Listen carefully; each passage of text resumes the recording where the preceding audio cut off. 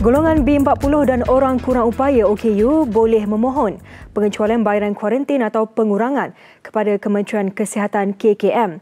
Menteri Kanan Keselamatan Datuk Seri Ismail Sabri Yaakob berkata, walaupun kerajaan telah menetapkan kos kuarantin, namun mengikut Akta 342, Akta Pencegahan dan Pengawalan Penyakit Berjangkit 1988, kuasa bagi mengurangkan bayaran dan pengecualian itu terletak atas budi bicara Menteri Kesihatan.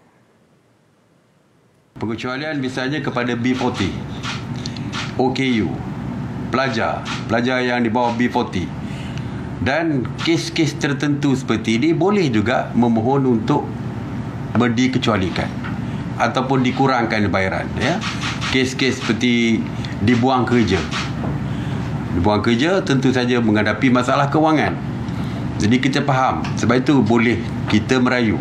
Jadi saya minta kepada pihak yang terlibat itu yang mengeluarkan video tersebut merayu kepada pihak Menteri Kesihatan. Rayuan untuk pengecualian atau pengurangan bayaran boleh dilakukan dengan menulis surat rasmi kepada Menteri Kesihatan dengan mengemukakan asas atau alasan sewajarnya. Beliau berkata demikian sebagai mengulas isu video tular rakyat Malaysia di Singapura yang membangkitkan mengenai kos kuarantin yang membebankan selain halangan untuk pulang ke Malaysia oleh kerajaan Singapura.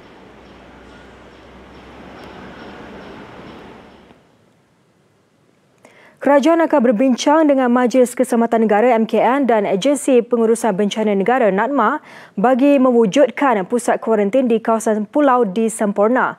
Menteri Kanan Keselamatan Datuk Seri Ismail Sabri Yaakob berkata, penubuhan pusat kuarantin di pulau itu satu cadangan yang baik bagi memudahkan proses kuarantin dilaksanakan membabitkan penduduk di kawasan itu.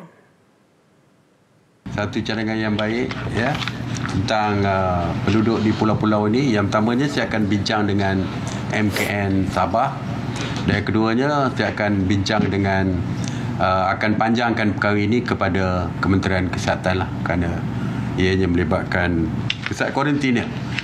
Pusat kuarantin ya. Perlukan pusat kuarantin di pulau ya.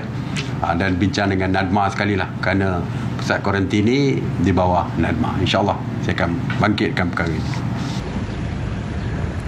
Ketika ini terdapat 971 kes aktif COVID-19 dilaporkan di Semporna, Sabah, iaitu daerah kedua tertinggi selepas Kota Kinabalu.